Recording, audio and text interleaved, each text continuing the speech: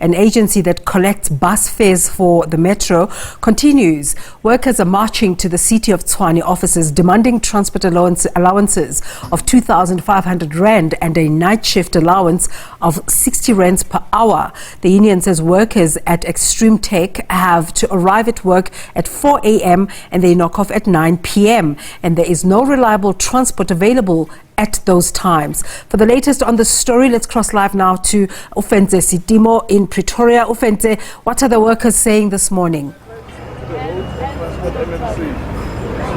Thank you very much, Desiree. Well, basically the workers are going to march to the City of Tshwane, saying that the City of Tshwane is the one that contracted Extremetec. Therefore, it's the one that has to provide some of the support and intervention to ensure that what the workers demand is supplied for by Extremetec. But I am joined now by NUMSA's national spokesperson, Pagamile Thubi, to elaborate a bit further on the situation on the ground. Pagamile, thank you so much for your time. I heard you say that there is a contravention of Basic Conditions of Employment Act at Extremetec. Can you elaborate on that? Yes, good morning and good morning to your viewers, and thank you so much for coming to this picket. What we are seeing is a violation of the Basic Conditions of Employment Act, which explicitly stipulates that employers need to make provisions for workers, especially when workers are working awkward hours.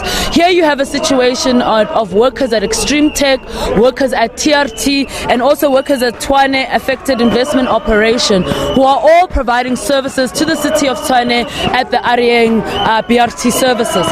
Now their shifts require them to start at 4 a.m. and they all knock off after 9 p.m.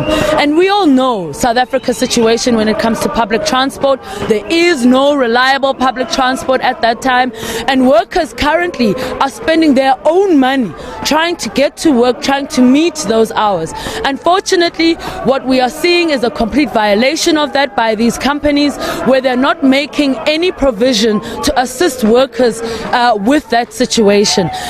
They have in some cases basically said, look, this is not our problem, you need to get to work, we demand that you get here at a particular time, how you get here is none of our business. But the law is clear about the responsibilities of employers. So we have a situation where the employers are saying we're unable to fulfill this obligation because we get our funding from the City of Tshwane, and this is why we are marching to the City of Tshwane, because we want the City of Tshwane to ensure that these agencies are adhering to the Basic Conditions of Employment Act. And the City of Tshwane has been explicit in saying that it's not their responsibility to provide some of the demands of the workers, saying they need to go to those agencies. What's your response to that? Well, that's an outrageous response as far as we're concerned, because first and foremost, the City of Tshwane needs these services. The Arieng system cannot exist or operate without these workers. So if they're not going to employ them directly, which by the way is something that they should be doing, then they have a duty to make sure that as far as ensuring that these workers make their way to work safely, that the agencies are fulfilling their responsibilities. Yes. And what would you like to say, especially to the agencies themselves, because they haven't come forth? It's just been an engagement between you and the City of Tshwane ever since the strike began a day before yesterday. What message would you have to say, especially to Extremetec and the other agencies involved in rendering some of these services? Their attitude is a reflection of the general attitude that they have towards workers. They're very hostile to engagement. And we're calling on them to do the right thing, come to the table, help us to resolve this issue. At the end of the day, these people are facing a strike that's going to affect all their services starting from next week. This is the mandate that we've received from workers. Already there's a strike happening at Extremetec over this issue of transport allowance and their refusal to give in. And as things stand, the other two agencies, workers in the other two agencies, have instructed us to issue a secondary strike notice if those demands at Extremetec are not met.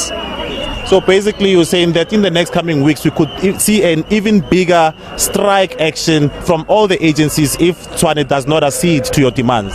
You could see a total shutdown of Arieng bus services as of next week if the City of Tshwane does not assist us in resolving this issue as soon as possible. And some of the commuters felt aggrieved that, messages reached them late, and some of them are disadvantaged by, the strikes that actually happened. Your message to them? Well, we do apologize for the inconvenience on commuters. Our goal is not to hurt commuters because we do need our commuters.